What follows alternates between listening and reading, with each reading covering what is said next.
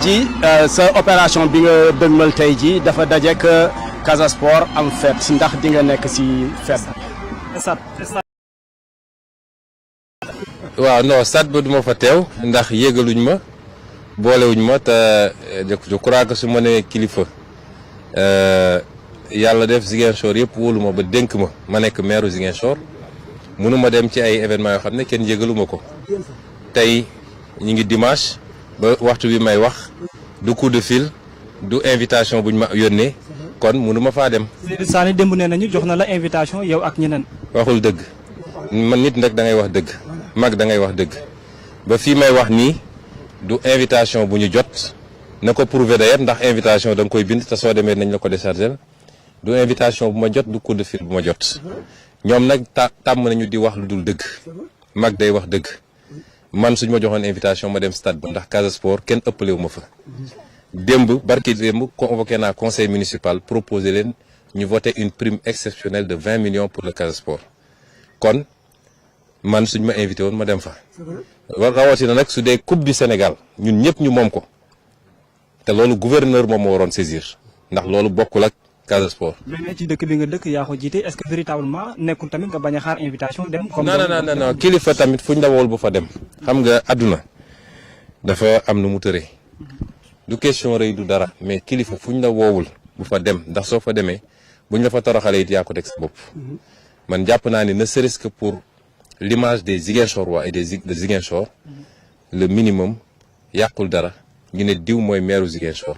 donte duma nañu ci ay élection may loolu weesu na tey man maay seen maire ñoom ñëpp ku soxla kayit man maa la koy signal loolu la yàlla def politique bu jotee ku nekk na dem politique yi man que ñoom ñu may attaqué politiquement musuma leen tontu ndax duñu samay nawle ci politique yàgg naa ko wax on ne boxe pas dans la même catégorie donc duma leen tontu samay àndandoo sax duñu leen tontu mais politique bu jotee kenn ku nekk ci ñun xam nga nooy politiquer man xam naa fu may jaar ba duma leen te du ma utiliser Casa Sport du ma utiliser association religieuse du ma utiliser association culturelle programme laa am ak discours ak image moom laay waxee ak waa Ziguinchor ñu boteel ma nañu bàyyi di yóbbu politique fu politique yoonoom nekkul Casa Sport du instrument politique bu kenn bu ñu yaakaar ni Casa Sport moo leen dese pour ñu yóbbu ko yéet ko Macky Sall dañuy nax seen bopp li ëpp ci Casa Sport muy supporter muy encadrement muy joueur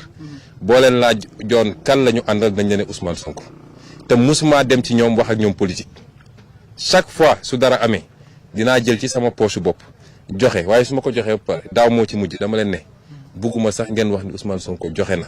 parce que dama ko joxe en tant que supporteru Casa ba may ne xale ba léegi fii dama daan nekk fii di ramasser des ballons bi Casa daan jouer fekk ñu nekk xale donc Casa suñu équipe la donc amul luñ ciy soxla ci politique la ñuy def dañ koy def parce que ci fii la ñu dëkk démb balaa ñuy nekk autorité fii la ñu dëkkoon di ko def rawatina tey bi ñu nekkee autorité kon nañu bàyyi di politiser fu politique nekkul Casa Sport mbirum Casamance yëpp la c'est devenu même un patrimoine national ndax bu Sénégal di football li gën a fës ci supporter ale Casa la kon yenn yi dañ ko bàyyi man nag fuñ ma woowut du ma fa dem gouverneur wóor na ma fi ñu jaar yëpp ci région yi maire ba fa nekk 2 jours ou 3 jours une semaine à l'avance yégal ko ni nañ ko ni coupe bi dafay ñëw li tax ma toog ba tey ji yéeguma ko est-ce que loolu yoon la kon moo tax du ma fa dem du ma fa jege et je leur souhaite une très belle fête bu loolu weesoo Casa Sport les joueurs et ale Casa dinañ leen recevoir parce que am na prime de 500 000 francs par joueur bu ñu leen di jox pour féliciter leen ci saison exceptionnelle bi ñu def ale Casa it am na lu ñu waajal loo xam ne nu mu tuuti mat na 9 millions wala 10 millions pour encourager leen parce que c'est les supporters les plus dynamiques du Sénégal foo dem fekk leen fa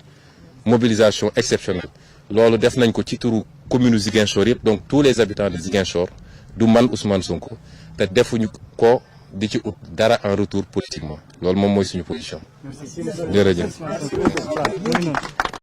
commère bu Ziguinchor moom la ñu amoon.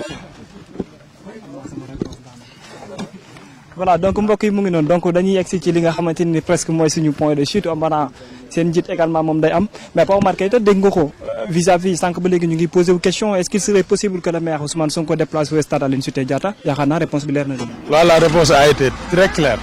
Elle a été très claire. Bon, désaccord ou désamour si loolu la ñu mën a wax en général si discours Ousmane Sonko. Casa Sport ñëpp ñoo ko moom et en tant que autorité une invitation peut être une invitation écrite à travers un coup de fil ou bien à travers une invitation verbale te nee na yooyu yëpp amu si benn donc li si mu am solo rek mooy yéene na leen que la fête soit belle. te nee na prime lay génne 500000 par jour waaw par jour waaw 500000 à noter. Ousmane Sonko dina décorer 500000 francs par jour du Casa Sport et une prime exceptionnelle avoisinant les 8 à 9 millions à Allez Casa pour supporter Casa Sport yi mooy waa Allez Casa mu nekk loo xam ne lu ñu mën a rafetlu la parce que des fois dañ naan municipalité yi du ñu jàppale li nga xam ne mooy municipalité yi du ñu jàppale li nga xam ne moom mooy autorité mooy du ñu jàppale li nga xam ne mooy club yi donc loolu nekk na loo xam ne lu am solo la lu am solo lu ñu mën a noter la di wax ne daal fii mooy point de chute bi fii la ñuy terminer tey sunu journée avec Ousmane Sonko sunu monsieur le maire ah. j'avais un petit message. waaw. moo bëggoon mottale parce que moo bëgg a lancer à l'endroit de la jeunesse de Ziguinchor. une partie de la jeunesse bokk. parce que nga gisee bouteille bu ndaw bii. dégg naa mooy def ravage actuellement fii. à Ziguinchor ni ngay gis ni bouteille sangara la buy jógee Guinée Bissau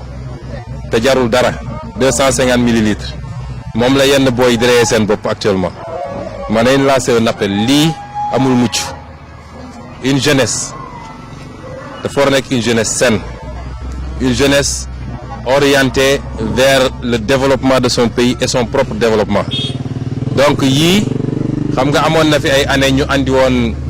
dosette yooyu ñu andi woon Dakar bu mu andi woon coow yu bëri Jakarta voilà tey nag lii la ñu andi fii kon ñuy lancer un appel à toute la jeunesse